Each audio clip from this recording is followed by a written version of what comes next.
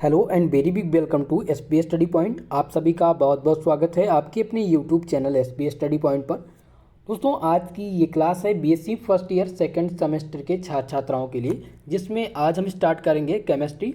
और केमिस्ट्री में दोस्तों आज आपकी पहली यूनिट में स्टार्ट करने वाला हूँ, केमिस्ट्री ऑफ कार्बोहाइड्रेट जिसका नाम है। सबसे पहले तो हम जान लेते हैं कि केमिस्ट्री का सिलेबस। दोस्तों केमिस्ट्री का कंप्लीट सिलेबस मैंने चर्चा कर दिया है, यानी बता दिया है। जो प्लेलिस्ट में वीडियो आपको मिल जाएगा वहाँ से आप सिलेबस को देख सकते हैं। जो मैं आज आपको क्लास देने वाला हूँ वो एनईपी के अकॉर्डिंग देने वाला हूँ।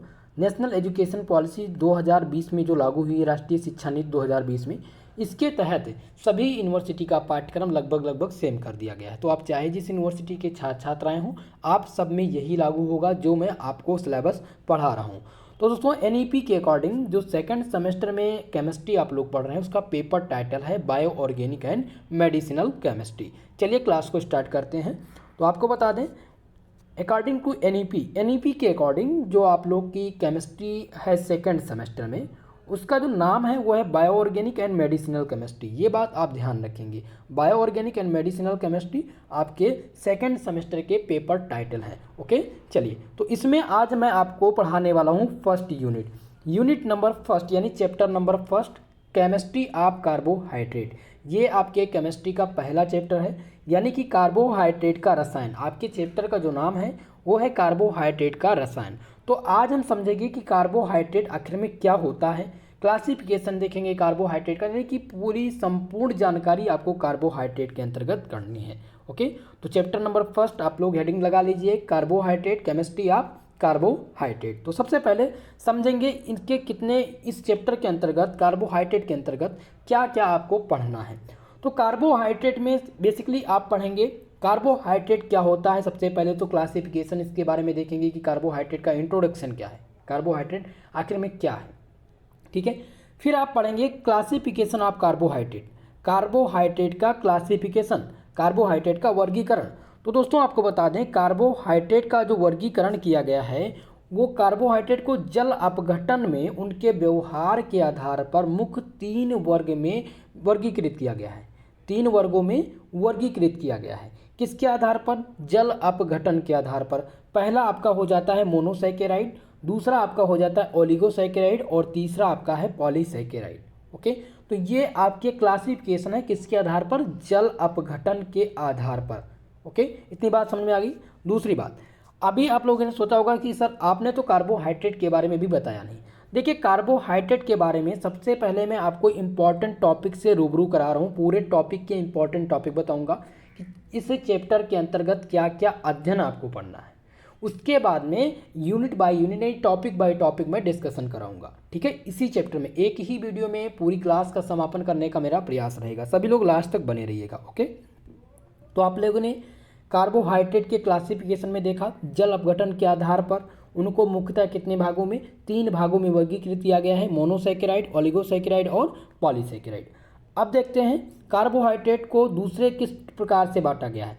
तो दूसरे प्रकार से यानी कि किस प्रकार से वर्गीकृत किया गया है, तो कार्बोहाइड्रेट को भौतिक गुणों के आधार पर यानी कि फिजिकल प्रॉपर्टीज के आधार पर 2 भागों में वर्गीकृत किया गया है। कौन कौन से? शर्करा और अशर्करा, यानी शुगर और नॉन शुगर। ये किसके आधार पर? Physical properties, on the basis of physical properties carbohydrate को क्लासिफाइड किया गया है कितने भागों में? 2 भागों में। कौन कौन से? शर्करा यानी शुगर एंड नॉन शुगर में। ओके, तो ये हो गया आपका क्लासिफिकेशन आपने देखा। इसके बाद में आप पढ़ेंगे सम इम्पॉर्टेंट कार्बोहाइड्रेट, यानी कुछ महत्वपूर्ण कार्बोहाइड्रेट के बारे में पढ़ेंगे। जैसे कि पहला नंबर आपका आ जाता है ग्लूकोज। ग्लूकोज एक प्रकार का कार्बोहाइड्रेट है। और सबसे इम्पॉर्टेंट आपको बात बताऊं तो कार्बोहाइड्रेट इस चैप्टर से, केमिस्ट्री ऑफ कार्बोहाइड्रेट से, पहले चैप्टर से ज़्यादातर जो प्रश्न बनेंगे वो आपके ग्लूकोज से बनते हैं, क्योंकि ग्लूकोज बहुत इंपॉर्टेंट टॉपिक है और इसको बहुत ही अच्छे से समझने का हमारा बिल्कुल प्रयास रहेगा। तो ग्लूकोज क्या होता है, सबसे पहले पढ़ेंगे हम ग्लूकोज के बारे में। ग्लूकोज का जो फॉर्मूला होता है वो होता है C6H12O6 होता है, ठीक है। ग्लूकोज का जो फॉर्मूला है वो क्या है? C6H12O6 है। ओके, हम ग्लूकोज की प्रॉपर्टीज के बारे में पढ़ेंगे। सबसे पहले तो समझेंगे कि ग्लूकोज क्या होता है, उसके बाद में हम पढ़ेंगे प्रॉपर्टीज ऑफ ग्लूकोज, ग्लूकोज के गुण, जिसमें आप फिजिकल प्रॉपर्टीज पढ़ेंगे यानी कि भौतिक गुण। फिजिकल प्रॉपर्टीज पढ़ेंगे। उसके बाद में आप पढ़ेंगे केमिकल प्रॉपर्टीज़ के बारे में कि ग्लूकोज का केमिकल प्रॉपर्टीज़ क्या होता है। केमिकल प्रॉपर्टीज़ में आप स्ट्रक्चर के बारे में पढ़ेंगे। केमिकल प्रॉपर्टीज़ के बाद स्ट्रक्चर ऑफ ग्लूकोज जो सबसे महत्वपूर्ण होता है। प्रश्न ज़्यादातर ग्लूकोज से बनता है और ग्लूकोज में साइक्लिक या रिंग स्ट्रक्चर जरूर पूछा जाता है। ठीक है, तो प्रॉपर्टीज ऑफ ग्लूकोज, इसके बाद में केमिकल और फिजिकल प्रॉपर्टीज पढ़ेंगे और सबसे इंपॉर्टेंट जो रहेगा वो रहेगा ग्लूकोज का स्ट्रक्चर। स्ट्रक्चर में क्या पढ़ना है आपको? Cyclic structure. ग्लूकोज का साइक्लिक स्ट्रक्चर आपको पढ़ना है। रिंग स्ट्रक्चर पढ़ना है, ग्लूकोज का रिंग स्ट्रक्चर क्या होता है, और इसी में Fisher and Haworth projection formula शामिल होता है जो कि बहुत ज़्यादातर पूछा जाता है। तो इतना आपको ग्लूकोज के अंतर्गत पढ़ना है। नेक्स्ट कार्बोहाइड्रेट आपका क्या हो जाता है? फ्रक्टोज। हमें फिर फ्रक्टोज के बारे में पढ़ना है कि फ्रक्टोज क्या होता है। फ्रक्टोज का जो फॉर्मूला होता है वो C6H12O6 ही होता है, जो कि सुक्रोज के जब जल अपघटन कराया जाता है सुक्रोज का, तो हमें दो अणु प्राप्त होते हैं, एक ग्लूकोज के और एक फ्रक्टोज के। ठीक है, तो फ्रक्टोज में सबसे पहले हम पढ़ेंगे कि फ्रक्टोज क्या होता है, इसका जनरल फार्मूला क्या होता है, किस प्रकार से इसका फॉर्मेशन होता है। उसके बाद में हम पढ़ेंगे प्रॉपर्टीज ऑफ फ्रक्टोज। दोस्तों वीडियो पसंद आ रही हो प्लीज़ वीडियो को लाइक कर दीजिएगा, शेयर कर दीजिएगा, और जो भी छात्र छात्राएं हमारे से यूट्यूब चैनल पर नए हैं चैनल को ज़्यादा से ज़्यादा तक सब्सक्राइब करिए और अपने मित्रों में शेयर करने का ज़रूर प्रयास करिए। ओके, तो अब हम फ्रक्टोज का प्रॉपर्टी डिस्कस करेंगे, जिसमें फ्रक्टोज के केमिकल प्रॉपर्टीज और फिजिकल प्रॉपर्टीज़ के बारे में जानेंगे। फ्रक्टोज के यूज़ के बारे में जानेंगे कि फ्रक्टोज का यूज़ कहाँ पर किया जाता है। दूसरा हम पढ़ेंगे स्ट्रक्चर ऑफ फ्रक्टोज। फ्रक्टोज का स्ट्रक्चर, जिसमें सबसे महत्वपूर्ण जो स्ट्रक्चर है वो साइक्लिक स्ट्रक्चर। फ्रक्टोज का साइक्लिक स्ट्रक्चर पूछ लिया जाता है। और इसके बाद में पढ़ेंगे इंटर कन्वर्जन के बारे में। इंटर कन्वर्जन बहुत ही महत्वपूर्ण है फ्रक्टोज का ये टॉपिक। तो फ्रक्टोज के अंतर्गत आपको 4 टॉपिक्स पढ़ने हैं, प्रॉपर्टीज, स्ट्रक्चर, साइक्लिक स्ट्रक्चर और इंटर कन्वर्जन। ओके, इतनी बात आपको क्लियर हो गई। चौथा पॉइंट, आपका जो चौथा पॉइंट रहेगा वो है सुक्रोज। सुक्रोज के बारे में पढ़ेंगे कि सुक्रोज क्या होता है, व्हाट इज सुक्रोज। सुक्रोज का जो फार्मूला है दोस्तों वो है C12H22O11। ये सुक्रोज का फार्मूला होता है, इसे कैन शुगर के नाम से जानते हैं। ओके, तो अब सुक्रोज के बारे में पढ़ेंगे डिटेल में। Right A short note on sucrose लिखने के लिए आता है कि सुक्रोज पर एक संक्षिप्त टिप्पणी लिखिए। तो सुक्रोज बहुत ही इंपॉर्टेंट टॉपिक है। नेक्स्ट आपका है माल्टोस। नेक्स्ट टॉपिक कौन सा है आपका? माल्टोस है। ठीक है, माल्टोस क्या होता है? लैक्टोज। तो माल्टोस का और सुक्रोज, लैक्टोस और माल्टोस, इनका जो फार्मूला है वो सेम होता है, C12H22O11 इसका फार्मूला होता है, जिनमें माल्टोस और लैक्टोस भी शामिल है। लैक्टोस को दोस्तों मिल्क शुगर के नाम से भी जानते हैं। ठीक है, उसके बाद में आप पढ़ेंगे सेलुलोज। सेलुलोज क्या होते हैं और स्टार्च क्या होते हैं। सेलुलोज, स्टार्च, और लास्ट में जो आपका लास्ट क्लास रहेगा, यानी कि लास्ट टॉपिक जो रहेगा इस चैप्टर का वो रहेगा reducing and non reducing sugar. ठीक है, अपचाई और अनपचाई शुगर बहुत ही इंपॉर्टेंट है, जिसमें आपसे वेरी शॉर्ट में भी पूछ लिया जाता है कि what is reducing sugar and non reducing sugar. तो शुगर और नॉन शुगर के बारे में आप बहुत ही अच्छे से यहाँ पर समझेंगे। कुल मिलाकर के 9 पॉइंट हैं, 9 टॉपिक आपको इस क्लास के अंतर्गत यानी इस चैप्टर के अंतर्गत पढ़ने हैं। ठीक है, तो अब आप पूरी यूनिट के यानी कि पूरे चैप्टर के कंप्लीट जानकारी अब आपको होगी कि पूरे इस चैप्टर में आपको पढ़ना क्या क्या है। अब आपको कोई कन्फ्यूजन नहीं है इस चैप्टर में। अब हम स्टार्ट करते हैं टॉपिक बाय टॉपिक। तो सबसे पहले हम स्टार्ट करेंगे और जानेंगे आज के इस पूरे वीडियो में कार्बोहाइड्रेट, जो आपका चैप्टर है कार्बोहाइड्रेट। कार्बोहाइड्रेट क्या होते हैं? ठीक है, तो सभी लोग हेडिंग लगा लीजिए कार्बोहाइड्रेट्स।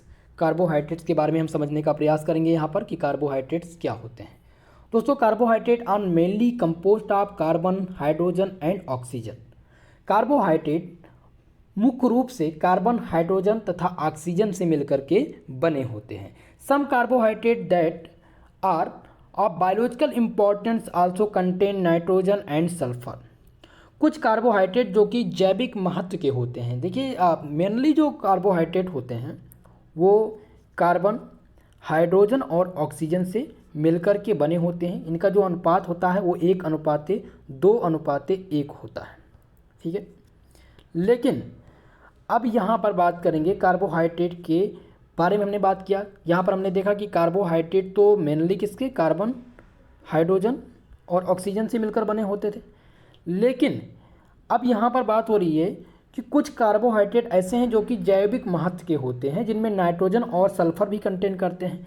यानी यहाँ पर है some carbohydrate that are the biological importance also contain nitrogen and sulphur. तो आपको ध्यान रखना है कि कुछ कार्बोहाइड्रेट ऐसे भी हैं जो जैविक महत्व के होते हैं और वो हाइड्रोजन माफ करेगा वो नाइट्रोजन और सल्फर भी कंटेन करते हैं। Okay, hydrogen and oxygen are usually found in ratio of 2:1। यानी कि हाइड्रोजन और ऑक्सीजन का जो अनुपात है वो कितना है, 2:1 के अनुपात में पाई जाती है। ठीक है, किसमें, कार्बोहाइड्रेट में। These are the main source of energy. Carbohydrate भोजन का यानी ये कार्बोहाइड्रेट जो हैं ये ऊर्जा के प्रमुख स्रोत होते हैं। These are the main source of energy, यानी कि ये ऊर्जा के प्रमुख स्रोत होते हैं। These occur in form of soluble sugar and soluble starch in food. ये भोजन में घुलनशील शर्कराओं और घुलनशील मंड के रूप में उपस्थित होते हैं। कार्बोहाइड्रेट का जो सामान्य सूत्र है वो है CxH2OY, जहाँ पर X और Y सेम और डिफरेंट हो सकते हैं।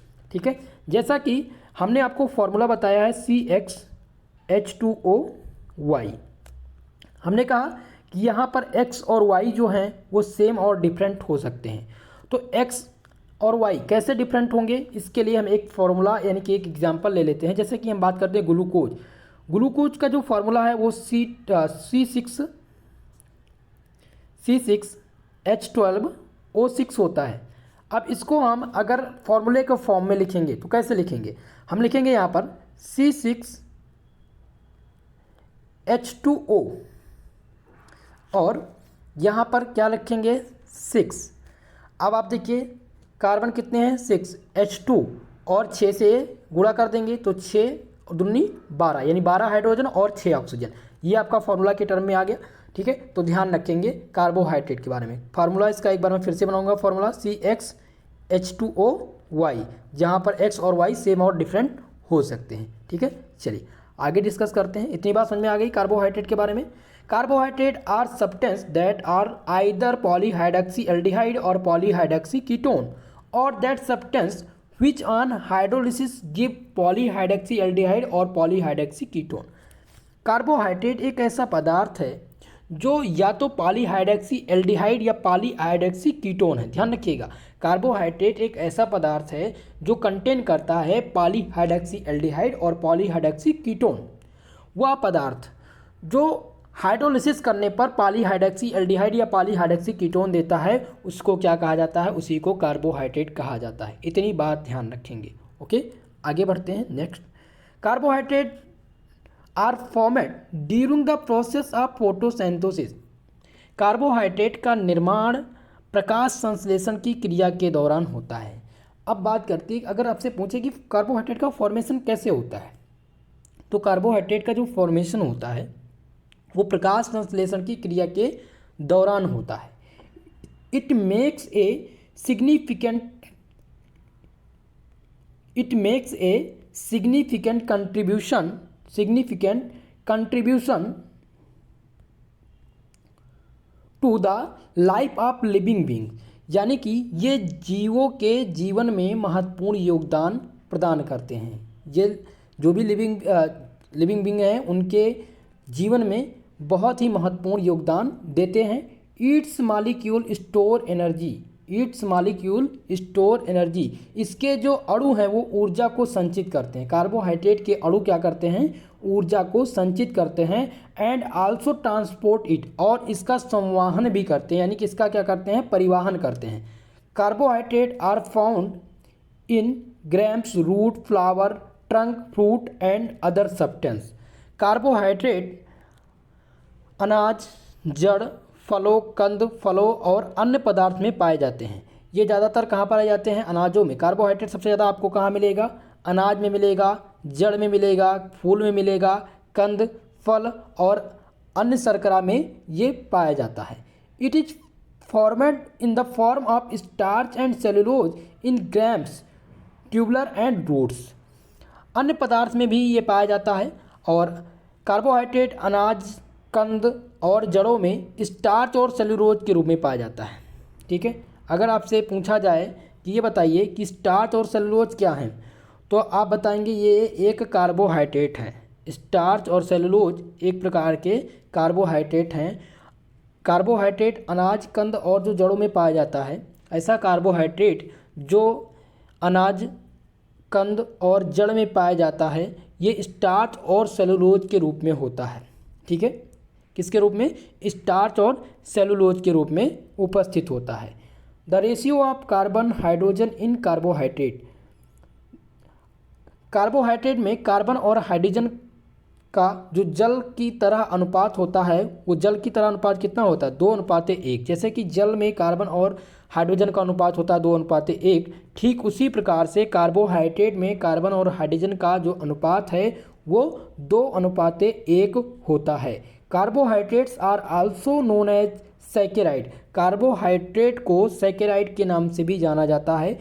It is an aldehyde and ketone derivative polyhydroxy alcohol, ये एल्डिहाइड और कीटोन व्युत्पन्न पॉलीहाइड्रॉक्सी एक प्रकार के एल्कोहल हैं। ओके, तो अब आप कार्बोहाइड्रेट से पूरी तरह सहमत हो चुके हैं कि कार्बोहाइड्रेट क्या होते हैं। मैंने आपको कम्प्लीटली बताया कार्बोहाइड्रेट के बारे में कि कार्बोहाइड्रेट क्या हैं, ये इनका निर्माण कैसे होता है, शरीर में इनका उपयोग क्या है और ये कहाँ कहाँ पर पाए जाते हैं। अब जो नेक्स्ट आपका टॉपिक है वो है क्लासिफिकेशन, क्लासिफिकेशन ऑफ कार्बोहाइड्रेट। तो क्लासिफिकेशन में आप देखेंगे कि क्लासिफिकेशन किस प्रकार से कार्बोहाइड्रेट का करते हैं। तो classification on the basis of physical properties, यानी कि कार्बोहाइड्रेट को क्लासिफाइड किया गया है भौतिक गुण के आधार पर 2 भाग में, शर्करा और अशर्करा, और अगर जल अपघटन के आधार पर तो जल अपघटन के आधार पर 3 पार्ट में इसको जो है क्लासिफाइड किया गया है। पहला मोनोसैकेराइड, ओलिगोसैकेराइड और पॉलीसैकेराइड। तो बात करते हैं मोनोसैकेराइड क्या होता है। मोनोसैकेराइड दोस्तों एक प्रकार का सरलतम कार्बोहाइड्रेट होता है और ये छोटे छोटे अणुओं में जल अपघटन नहीं कर सकते हैं। जो मोनोसैकेराइड हैं ये छोटे अणुओं में जल अपघटन नहीं कर सकते हैं। उदाहरण के लिए जैसे कि triose, glyceraldehyde, tetrose, erythrose, pentose, ribose और ग्लूकोज या फ्रक्टोज, ये सभी क्या हैं? एक प्रकार के ग्लूकोज, फ्रक्टोज, ये सभी एक प्रकार के मोनोसैकेराइड के अंतर्गत आते हैं। अगर बात करें ओलिगोसैकेराइड की कि ओलिगोसैकेराइड क्या होते हैं, तो ओलिगोसैकेराइड एक जल अपघटन, ये जल अपघटन के फलस्वरूप आपको मिलते हैं। ओलिगोसैकेराइड कैसे मिलते हैं? हमें जल अपघटन के द्वारा हमें प्राप्त होते हैं, जो मोनोसैकेराइड की 2 अणुओं के द्वारा। जैसे कि सुक्रोज, गन्ने की शक्कर इसे कहा जाता है, कैन शुगर कहा जाता है। ये एक प्रकार का क्या है? डाइसैकेराइड। जो कैन शुगर है इसे क्या कहा जाता है? डाइसैकेराइड। सुक्रोज को एक प्रकार का डाइसैकेराइड कहा जाता है। सुक्रोज का जब हम जल अपघटन कराएंगे तो ग्लूकोज और फ्रक्टोज की एक एक इकाई हमें प्राप्त होती है, जबकि अगर माल्टोज से प्राप्त दोनों इकाइयाँ, अगर माल्टोज का जल अपघटन करा दें तो माल्टोज का जब जल अपघटन कराएंगे तो हमें केवल और केवल ग्लूकोज की 2 इकाई मिलेंगी। बल्कि फार्मूला जो देखेंगे आगे फार्मूला, तो इनका दोनों फार्मूला सेम है। ठीक है, C12H22O11, यही फार्मूला आपके सुक्रोज का है और यही माल्टोज का है। लेकिन जब इसका हम जल अपघटन कराएंगे H2O के साथ तो आपको एक अणु मिलेंगे किसके? सुक्रोज का। तो एक अणु ग्लूकोज और एक अणु आपके फ्रक्टोज के मिलेंगे। और यही अगर हम माल्टोज का कराते हैं तो माल्टोज का जब कराएंगे तो एक अणु आपको मिलेगा दोनों अणु आपको ग्लूकोज का ही मिलेगा, यहाँ पर आपको फ्रक्टोज के अणु प्राप्त नहीं होंगे। तो नेक्स्ट क्लास में मैं आपको इसके क्लासिफिकेशन के बारे में बताऊंगा, कार्बोहाइड्रेट का क्लासिफिकेशन। आज की इस क्लास के अंतर्गत आपने देखा कि आपको चैप्टर के अंतर्गत कितने टॉपिक्स पढ़ने हैं और कौन कौन से टॉपिक पढ़ने हैं। साथ ही साथ आज आपने कार्बोहाइड्रेट के बारे में विस्तृत जानकारी कर ली कि कार्बोहाइड्रेट क्या होते हैं। ठीक है, कल हम नेक्स्ट क्लास में कार्बोहाइड्रेट के क्लासिफिकेशन के बारे में डिस्कस करेंगे। क्लासिफिकेशन के बाद ग्लूकोज, सुक्रोज, माल्टोज और लैक्टोज के बारे में, यानी कि कल नेक्स्ट क्लास जो आपकी रहेगी उसी में आपके पूरे यूनिट को, पूरे चैप्टर को समाप्त करने का प्रयास करेंगे, जो कि बहुत ही इम्पॉर्टेंट टॉपिक्स रहेगा। दोस्तों, क्या आप चाहते हैं सभी सब्जेक्ट के क्लास आपको ठीक इसी तरह से मिले तो वीडियो को लाइक करिएगा और कमेंट सेक्शन में कमेंट करके ज़रूर बताइएगा कि आप इस प्रकार की क्लास चाह रहे हैं या फिर नहीं। ठीक है, जो भी आपका क्वेश्चन है आप हमसे पूछ सकते हैं और निश्चित तौर पर आपके क्वेश्चन का जवाब दिया जाएगा। दोस्तों, अगर वीडियो आपको पसंद आई हो प्लीज़ वीडियो को लाइक कर दीजिए। चैनल पर जो भी छात्र छात्राएं हमारे नए हैं चैनल को सब्सक्राइब जरूर कर लीजिएगा। बेल आइकन को प्रेस कर लें ताकि क्लास का नोटिफिकेशन आपको टाइमली मिलता रहे। नेक्स्ट क्लास में ठीक इसी टाइम पर मिलेंगे। आज के लिए बस इतना ही, मिलते हैं नेक्स्ट क्लास में। तब तक के लिए जय हिंद जय भारत।